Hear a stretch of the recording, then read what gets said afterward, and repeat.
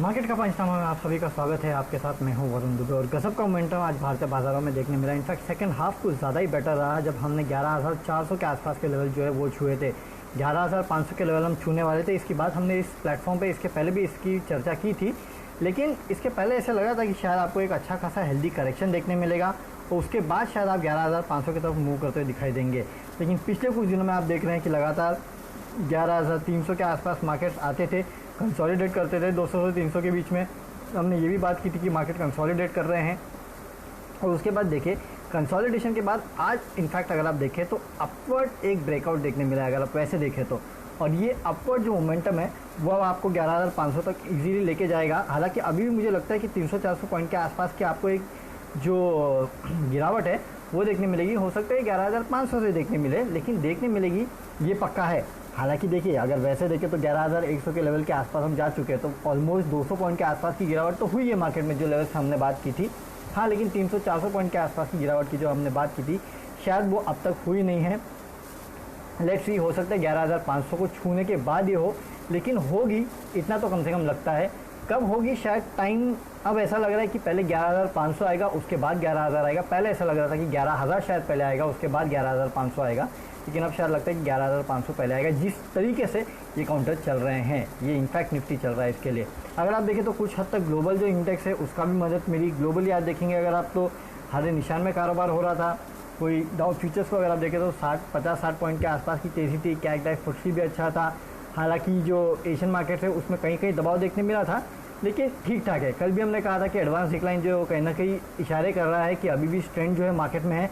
आज का भी अगर एडवांस डिक्लाइन देखें तो ये भी अभी स्ट्रेंथ ही दिखा रहा है। कल 1:1.5 था, आज 1:2 का रेशियो है, यानी कि हर एक गिरने वाले शेयर के सामने 2 शेयर ऐसे हैं जो चढ़ रहे हैं। तो ये कहीं ना कहीं मार्केट में स्ट्रेंथ दिखाता है और ये स्ट्रेंथ हमने आज देखा, जहाँ पे निफ्टी सेंसेक्स दोनों में 1.25% के आसपास की तेज़ी थी और मिड कैप इंडेक्स देखिए 2.25% के आसपास, मिड कैप इंडेक्स 1.25% के आसपास की तेज़ी। बैंक निफ्टी जो है उसमें 2.25% के आसपास की तेज़ी जो है वो देखने मिली। तो एक बेहतरीन ट्रेड सेटअप था आज का। अच्छा दिन था। उम्मीद करते हैं कि 11,500 का लेवल जो है भारतीय बाजारों में जल्द देखने मिलेगा। इनफैक्ट अब तो ये सिर्फ नंबर्स बचे हैं, 100 पॉइंट के आसपास की तेज़ी है। लेट्स सी की कब तक देखने मिलता है, बट हाँ ट्रेडिंग सेशन अच्छा था, तेज़ी अच्छी देखने मिल रही है। होप ये तेज़ी कंटिन्यू करती है, अनलेस एंड अनटिल कुछ ख़राब ना हो जाए ग्लोबल मार्केट से, खासकर क्योंकि जो भी गिरावट आएगी वो ग्लोबल संकेतों की वजह से ही आएगी। अब लगता है कि 11,500 पहले आएगा, 11,000 का लेवल बाद में आएगा, लेकिन हाँ 11,000 आएगा ये याद रखना। तो आपको खरीदारी का नीचे मौका ज़रूर मिलेगा। चलिए सवाल जवाब का सिलसिला शुरू करते हैं और यहाँ सबसे पहले जो है ओके, मिंडा कॉप और एनबीसीसी पीयूष सिंह पूछ रहे हैं। Minda corp 168, NBCC 68। वाओ, एक स्टॉक 168, एक स्टॉक 68।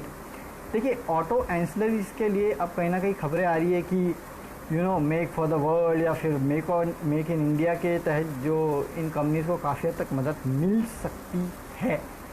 अब ये मदद कितनी मिलेगी, क्या इसका फ़ायदा ये कंपनीज उठा पाएंगी, ये सब कहने की बात है। अब यू नेवर नो।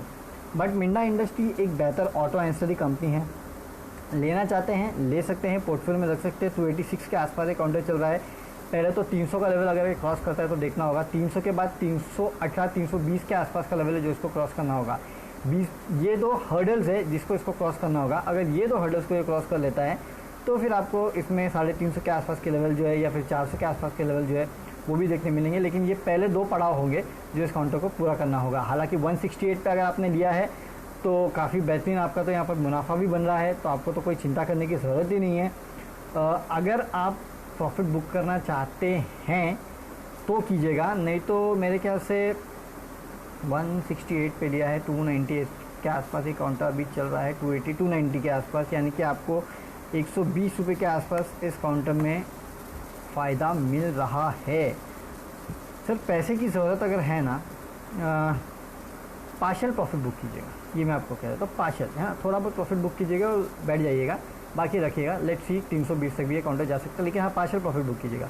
दूसरा एनबीसीसी आप कह रहे हैं 68 पे ख़रीदा है, ये तो 27 पे आ गया सर। इसमें स्टॉप लॉस तो आपको रखना चाहिए था, मेरे ख्याल से आपने काफ़ी लंबे लिया होगा। एनबीसीसी वापस 50 तक चला जाए बड़ी बात है। 60 का लेवल तो देखने मिलेगा कि पता नहीं कहाँ। ये 250 पे था, 150 पे आया, 150 के बाद 100 के नीचे और अब तो 20 रुपये के आसपास ट्रेड कर रहा है। देखिए काफ़ी इंपॉर्टेंट जंक्शन पे है ये, 200 डीएम है, इसका 27 रुपये का है, उसके आसपास ही काउंटर ट्रेड कर रहा है, हालांकि उसके ऊपर ट्रेड कर रहा है। मेरे ख्याल से थोड़ा बहुत ऊपर जाता ना सर ये, तो इस काउंटर से तो निकल जाइए। मुझे ये काउंटर में कुछ ज़्यादा, कोई भी सरकारी काउंटर हो, सिर्फ अगर आपको डिविडेंड के तौर पे, डिविडेंड डील के तौर पे इन काउंटर्स को रखना है तो रखिए, नहीं तो इन काउंटर्स में ऐसा कुछ है नहीं जो इन काउंटर्स को मैं आपको रखने के लिए बोलूँ, और इतने जल्दी ये काउंटर शायद चलेंगे भी नहीं। इसके लिए देखिए वेट कीजिएगा, थोड़ा 200 डीएमए के ऊपर है, इसके लिए बोल रहा हूँ खाली। तो 27 रुपये का स्टॉप लॉस रखिए, एंड देन लेट्स सी 30-40 रुपये, और अगर आपको वहाँ तक जाते हुए दिखाई देगा तो मेरे ख्याल से एग्जिट कर लेना। फिर ज़्यादा इतना ज़्यादा मत रुकना कि आप बाकी अपॉर्चुनिटीज़ को मिस कर दें इस काउंटर के पीछे, इसके लिए कह रहा हूँ। अच्छा, मिस्टर धातु उदय पटेल पूछ रहे हैं 210 पे ले सकते हैं क्या? ले लीजिए सर, मैं तो इसके लेवल भी नहीं देख रहा हूँ, बिना देखे भी बोल रहा हूँ आपको कि मिस्टर धातु अगर आपको लेना है 210 पे तो ले लीजिए। ये काउंटर मुझे लगता है 240-250 तक अच्छे से जा सकता है, इतना अपसाइड तो कम से कम इस काउंटर पे बनता है। मुझे याद है जब ये पूरा क्राइसिस नहीं हुआ था उस समय पे ये वो काउंटर था जो लोगों का फेवरेट बना हुआ था, अभी भी लोगों का फेवरेट है। लंबे समय से कंसोलिडेट कर रहे थे कि बहुत लंबे समय से, ऑलमोस्ट अप्रैल से 200 से 220-30 के आसपास ये कंसोलिडेट करता है। तो मेरे ख्याल से आपको लेना है चाहिए, 240-250 के आसपास के लेवल आपको देखने मिल सकते हैं। अच्छा काउंटर है, लीजिए, नॉट एन इशू। 210 का लेवल पे भी मैं लेने की सलाह दूँगा। ओके, सब्बीर SR के पूछ रहे हैं औरोबिंदो फार्मा। ओके, ये काउंटर पिछले कुछ दिनों में ना लोगों को काफ़ी फेवरेट बना था, उसके बाद कुछ लोगों ने थोड़ा इंटरेस्ट इस पर लूज़ किया, लेकिन अभी भी ये लोगों का फेवरेट काउंटर जो है बना हुआ है। मेरे ख्याल से फार्मा स्पेस में अगर आपको एक काउंटर चुनना है तो Aurobindo pharma is a good bet. Long term के लिए अगर चाहिए तो मेरे ख्याल से आपको इस काउंटर में पैसा लगा लेना चाहिए। 872 के आसपास ये काउंटर ट्रेड कर रहा है। लॉन्ग टर्म के लिए ऐसे मैं कहूँगा, थोड़ा long term, medium to long term के लिए ये से काउंटर पे ले सकते हैं, लेकिन स्ट्रिक्ट स्टॉप लॉस के साथ रखना, क्योंकि फार्मा काउंटर का तकलीफ ये है कि पिछले कुछ समय में फार्मा काउंटर में बहुत बेहतरीन तेज़ी देखने मिली है। तो वो होता ही है ना कि काफ़ी लोग जैसे ही कुछ ना कुछ अगर ऐसा होता है कि या तो मार्केट गिर जाए या तो कुछ नेगेटिव न्यूज़ आ जाए तो इन काउंटर में लोग मुनाफा वसूल भी बुक करने आते हैं। हालांकि मार्केट गिरेगा तो फार्मा काउंटर वैसे चलनी चाहिए आइडियली, आजकल ट्रेंड यही है, इसके लिए कह रहा हूँ। लेकिन हाँ, मैं ये कहूँगा कि Aurobindo pharma is a good fundamental bet rather than something else, है ना। तो फंडामेंटली आपको इस काउंटर को देखना चाहिए। अभय प्रभु पूछ रहे हैं IGL and Gujarat gas for long term. देखिए काउंटर दोनों अच्छे हैं अभय जी, एक बात याद रखिए, लॉन्ग टर्म के लिए अगर आपको लेना है तो भले वो IGL हो या गुजरात गैस हो, दोनों काउंटर्स में बहुत दम है। Gas S space, MGL, IGL, Gujarat gas, Adani gas, ये जितने भी काउंटर्स हैं ना मुझे बहुत पसंद है। हालांकि थोड़ी दिक्कतें अगली हो सकती है, वो जो ओपन एक्सेस पॉलिसी है ना उसके ऊपर याद रखना, अगर उसमें कुछ भी आया तो यहाँ दिक्कतें हो सकती हैं इन काउंटर्स को, तो वो एक हैंगओवर इन काउंटर्स पे ज़रूर बना रहेगा। तो यहाँ से 20-30 रुपये के आसपास का स्टॉप लॉस दोनों काउंटर में रखिए और इन काउंटर्स को लॉन्ग टर्म के लिए ट्रेड कीजिएगा। लेकिन वो ओपन एक्सेस पॉलिसी अगर आ जाती है ना तो फिर इन काउंटर में थोड़ी दिक्कतें हो सकती है, तो थोड़ा पेन झेलने के लिए आपको तैयार रहना पड़ेगा। वो आ गई, उससे क्रेडिट आए तो उसके चल 3-4% के आसपास कंपनी के मार्जिन में आपको दबाव देखने मिलेगा, तो सीधी सी बात है कि EPS में उसका इम्पैक्ट आपको देखने मिल सकता है। लेकिन याद रखना, जिस दिन वो हैंगओवर ख़त्म हो गया है ना, वो न्यूज़ आ गई ना, उस दिन इन काउंटर्स को ले लेना, क्योंकि ये फंडामेंटली बहुत साउंड स्टोरी है गैस कंपनीज़ की, और मुझे काफ़ी पसंद है गैस कंपनीज़ की इंडिया में स्टोरी एटलीस्ट, क्योंकि ये सेक्टर जो है वो आगे काफ़ी जाने वाला है।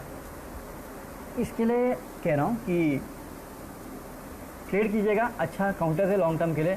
वो हैंगओवर जिस दिन न्यूज़ आ जाएगी ना उस दिन तो पक्का खरीद लेना इस काउंटर को। अच्छा, संदीप थांगे पूछते हैं स्टरलाइट टेक पे व्यू। देखिए पिछले कुछ दिनों में स्टरलाइट टेक जो है ये काफ़ी लोगों के रडार पे आया है, नो डाउट। 147 के आसपास ये काउंटर ट्रेड कर रहा है, और CLSA की रिपोर्ट आई जिसमें अच्छा खासा टारगेट दिया जा रहा है। आप लोग 180-190 के आसपास की बात कर रहे हैं इस काउंटर में। अब याद रखिए इस काउंटर में गिरावट की हुई थी, एक तो प्लेशर का जो इशू हुआ था इस कंपनी के प्रोमोटर्स की तरफ से, दूसरा याद रखिए चाइना को लेके जो 5G की पहले बात की जाती थी कि बहुत बड़ा फ़ायदा इस कंपनी को हो सकता है, उसके बाद अचानक ये खबर निकल के आई कि 5G में शायद इस कंपनी को इतना बड़ा फ़ायदा होगा नहीं, क्योंकि जो ग्लोबल टेंडर्स है वो किसी और के पास चले गए हैं। तो अगर ये सब होगा ना तो इस काउंटर को दिक्कतें होगी। लेकिन अब क्या हो रहा है कि बॉयकॉट चाइना ये चल गया है। अगर ग्लोबली ये रहता है चल ठीक है 5G टेंडर जो है चाइना के पास चला जाए, लेकिन बाकी देशों का अगर चाइना के पास नहीं जाए या चाइनीज़ कंपनीज़ के पास नहीं जाए तो स्टरलाइट टेक जैसी कंपनी के पास एक बहुत बड़ा एज है। सिर्फ वहाँ नहीं बल्कि इंडिया में भी इसके पास बहुत बड़ा एज है। फंडामेंटली ये कंपनी काफ़ी साउंड है, काफ़ी अच्छे प्रोडक्ट्स अच्छे हैं, सब कुछ अच्छा है, इसमें कोई प्रॉब्लम नहीं। तो ओनली प्रॉब्लम इस वेदांता जो ग्रुप है उसमें कहीं ना कहीं थोड़ी बहुत दिक्कतें हैं। हालांकि काफ़ी चल चुका है ये काउंटर पिछले कुछ दिनों में, तो आप एक स्टॉप लॉस के साथ इस काउंटर में ट्रेड कीजिएगा। फंडामेंटली मुझे लगता है अच्छी है, पहले भी कहता था, मैं आज भी कहूँगा 130 का स्टॉप लॉस रखिए और 180 के 190 के आसपास के टारगेट के लिए आपको इसको चेस करना चाहिए। लेकिन हाँ, स्टॉप लॉस भी रखना, क्योंकि काफ़ी चल चुका है तो देयर इज़ अ प्रोबेबिलिटी कि शायद ये काउंटर गिरे। बट वही यही कह रहा हूँ कि एक स्टॉप लॉस के साथ ट्रेड करेंगे, क्योंकि फिलहाल चल चुका है, इसके लिए मैं बोल रहा हूँ, नहीं तो मैं कुछ बोलता नहीं ऐसा। अच्छा, सौरभ धवन काफ़ी बार पूछ चुके हैं SBI कार्ड 550 पे। नहीं सौरभ जी, रखिए रखिए रखिए रखिए। क्यों? क्योंकि मैंने हमेशा कहा है 1000 रुपये का टारगेट दिखता है, 550 का आपने लिया है। देखो 823 पे काउंटर, 821 पे काउंटर चल रहा है अपने 52 वीक हाई के आसपास। अगर पैसों की ज़रूरत है तो लगाइए, क्योंकि यहाँ से इस काउंटर में अब 150 रुपये के आसपास का अपसाइड अभी भी बचा है। चाहते हैं तो पार्शियल प्रॉफिट बुक कीजिएगा, पार्शियल रहिएगा अभी भी इस काउंटर में, क्योंकि अभी भी इस काउंटर में जो तेज़ी है मुझे दिखती है, मुझे अभी भी लगता है कि इस काउंटर में 1000 रुपये का लेवल आएगा। पार्शियल प्रॉफिट आप चाहिए तो बुक कर सकते हैं, क्योंकि आप अच्छे खासे मुनाफे में बैठे हैं, इसके लिए कह रहा हूँ सौरभ जी।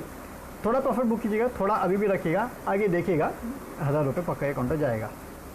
चलिए इसी नोट पर विदा लेते हैं। आपके जो बचे कुछ सवाल है उसका जवाब हम कल इसी प्लेटफॉर्म पे देंगे और सुबह 7 बजे हमारे साथ जुड़ेगा तो आपको बताएंगे कि ग्लोबल मार्केट्स को कैसे संकेत कैसे आ रहे हैं, वहाँ से इंडियन मार्केट्स को कैसे ट्रेड करना है और कौन से इंपॉर्टेंट लेवल्स है जहाँ पे आपको नज़र रखनी है। तब तक के लिए सी यू एंड गुड बाय।